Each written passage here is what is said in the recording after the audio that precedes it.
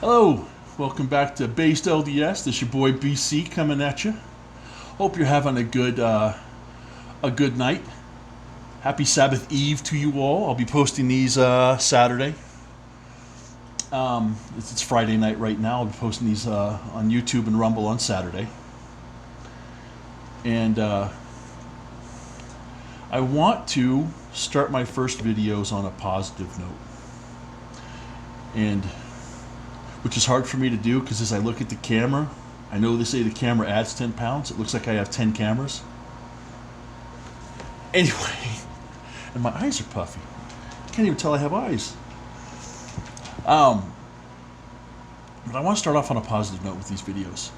And I want to do a response to Robert Boylan's How to Be an Effective Apologist video that he posted on YouTube about a week and a half ago, maybe 2 weeks. And I thought it was a great video. Some of you out there might know the name Robert Boylan. He maintains the Scriptural Mormonism blog on the internet. And he has a YouTube channel, Robert Boylan. And he just has a lot of information. The dude has got it together when it comes to the scriptures. He knows his stuff. He lives in Ireland. He's Irish in Europe. He's not here stateside. And he'll post videos on whatever he's researching, and then he'll also host interviews with various notables in the church. Now his YouTube channel doesn't look like it's been around too long. I think maybe 6 months to a year if I remember right. So there's not a ton of videos, but he has some really interesting videos. And he's always throwing down the debate gauntlet to various people. And I think they won't come at him because they know he'll eat their lunch. He'll take them to town. And he's good. He knows his stuff. And on his video, he had two guests. Errol Army, who, from what I understand, is a notable student of the patristics, which is the early church fathers. Justin Martyr, Origen, Tertullian, Clement, you get the idea. You know, the guys immediately after the apostles, 1st and 2nd century in the church. And that's something I'm just getting into is trying to learn about these guys, and they're fascinating, and it's wonderful to watch how the church developed following the loss of the apostles. But so I'm going to be looking into Errol's stuff later on, so maybe I'll talk about him more later. And another guy he had on that Robert had on his video was Travis Anderson. I don't know anything about him. They didn't really talk about what he studied or what he tends to,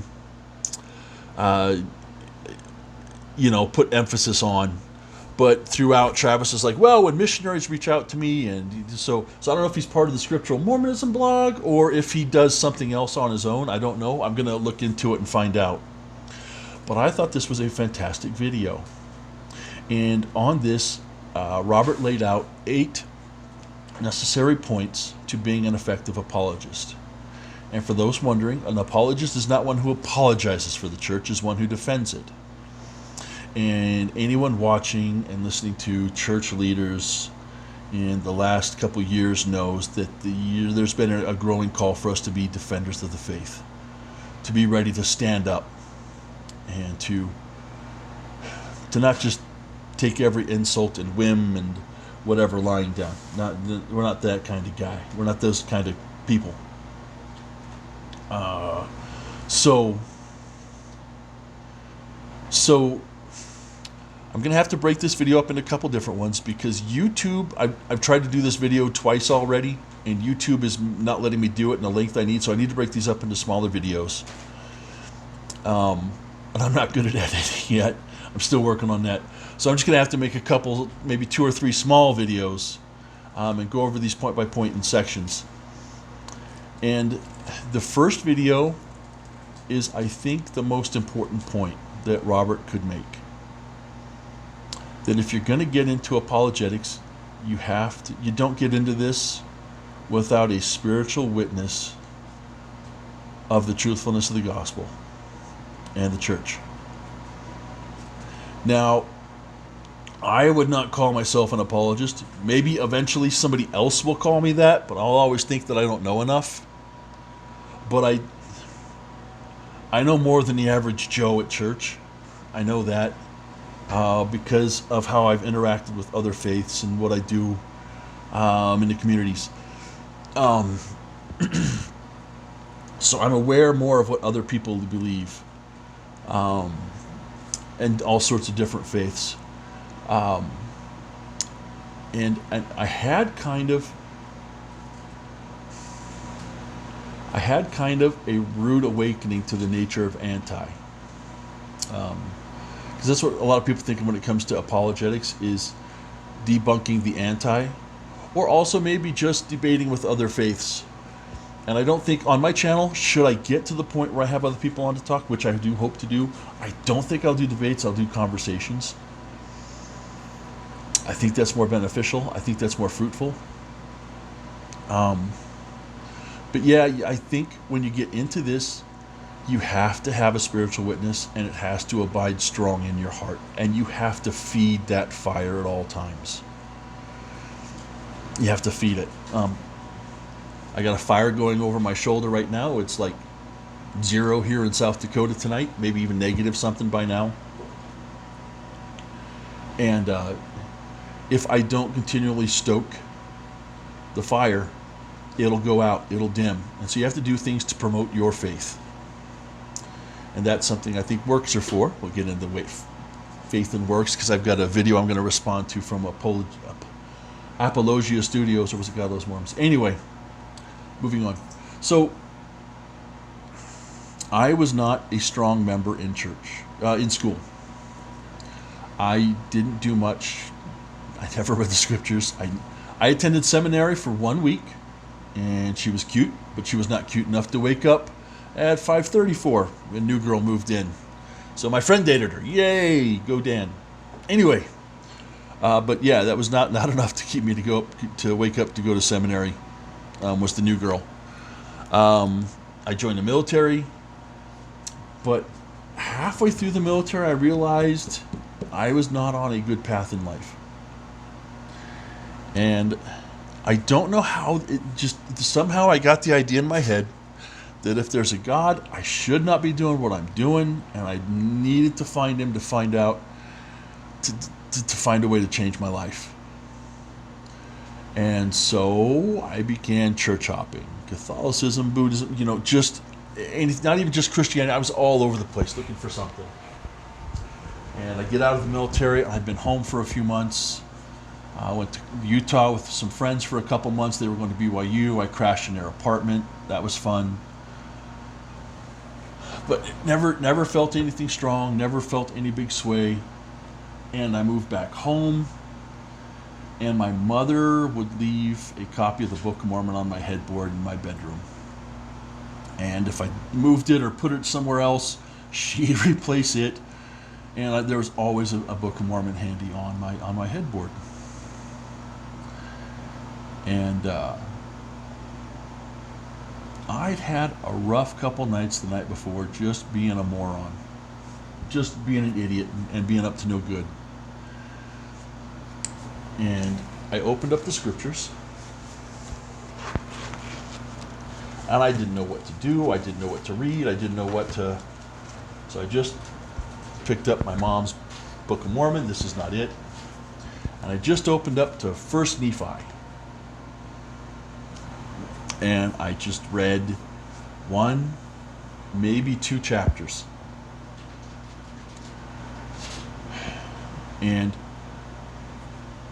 it's, Nephi's, we were in Jerusalem, my father had a vision, I'm only 2 chapters into it, and I'm like, my parents clearly believe in this stuff. Maybe there's something to it. Maybe what I've been involved in my whole life actually is the right way for me to be living. This is the path I need to be on. And I got out of bed. I got on my knees. And I said what may, even to this day, be the most sincere prayer I've ever uttered. And it was rude and crude. I mean, I wasn't cussing, but it was just, hey, God, you know, I mean, I didn't know how to pray, the these, the thys, the thous. It was just, hey, if you're there and if this is your church, let me know. I will change my life now. And I received the most overwhelming response to that prayer right then and there, immediate. And it was so overwhelming and so powerful. And I remember when the feeling left me, I was like, oh crap, I've got to actually keep my promise. I had trouble doing that. I still have trouble with it, not going to lie to you.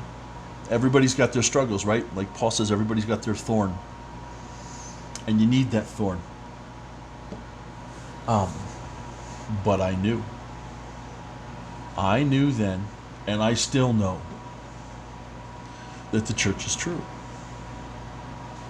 So fast forward, I decide I'm going to go on a mission. And I put in my mission papers, and this is your generic story. So I put in my mission papers, and I get my call, and about 2 or 3 months before I'm supposed to go on my mission, I meet this cute girl at work. Oh, it always happens, right? You got to have that girlfriend. And she's also looking for a church to join, and she's leaning Seventh-day Adventist at the time, but she was also church hopping a little bit. And I got her to talk to the missionaries. And she said she would meet with them while I was gone. And, you know, she met with them a couple times before. She was taking the discussion. She was excited. She's like, it's either you or the Seventh Day. And I got in the MTC. I had not even been there, if this is some years ago, but if I recollect, it hadn't even been a full week or week and a half that I'd been in. And I get a letter, and she's telling me that the members of her church found out she was studying with Mormons, approached her with some materials that she read that just showed her how wrong the church was and that Joseph Smith could not be a prophet. Now, I said, send me whatever you have. And she's like, look, you got to come home. You can't preach this gospel. This is not the gospel. This is not God's church. Get out. Leave your mission. Come home. I know your family won't accept you. You can live with me. We'll be happy. We'll do well. And I said, send me your stuff. Send me what you got. Now I need you to understand something. This is stupid me, Bert. This is stupid me speaking. Once I got that Witness of the Book of Mormon, I never read it again. Did not pick it up to read it, except when I would go to church and I'm in Sunday school and we're studying scriptures, and I would open it then, and that was it. Like, 6-7 months worth of Sunday school and 2 chapters of the Book of Mormon. So I am an ignorant moron. I am an idiot. But she sends me the materials. And I'm reading. And I'm reading. So I'm in the MTC and I have anti-Mormon materials, all these tracts and pamphlets, and I don't talk to my companion about it. I didn't share it with anyone in my mission, my MTC district, none of the leaders. And I'm reading this stuff and I'm like, what the? Oh. And so much came up. And I had no answers to any of it. I didn't know the scriptures. I didn't know I didn't know anything. And I'm praying. And a voice comes in my head and says, where did you gain your witness of the truthfulness of the church? Was it of man or of God? No one sat down and had discussions with me about the church. No one sat down and debated the merits of Joseph Smith with me. No one sat down and did anything with me. Every answer I got was of God. And I said, it's God. He says, then, and I remember just thinking, I remember this, then have faith in God. And I closed up the materials. And I wrote a letter back. I said, I have a witness of the truthfulness of this church. I'm going to stay on my mission. Please still meet with the missionaries. I never heard from her again. So, I'm assuming she's Seventh-day Adventist now.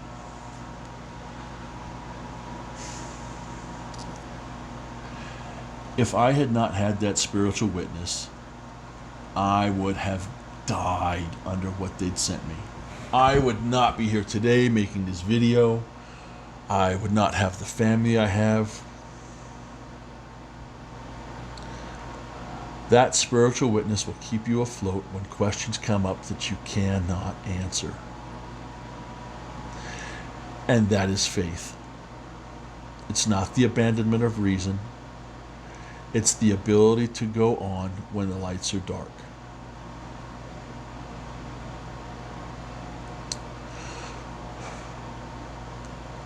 So, brothers and sisters, please know that I'm making these videos because I do have a testimony of the church, and I've had it for 30 some years now. A testimony of my own that I try and share with my kids. I've not been the most successful with that, but I'm trying, and I'm hopeful. And so, if you have trouble with faith of your own, don't stop struggling. Israel is a struggle with God. We're of Israel. We are called to struggle. We're called to pass through adversity. I say this in the name. Oh, no, I'm not closing out like that's not a testimony. But I'm going to close this video out, and we'll start up with video number 2. Bye.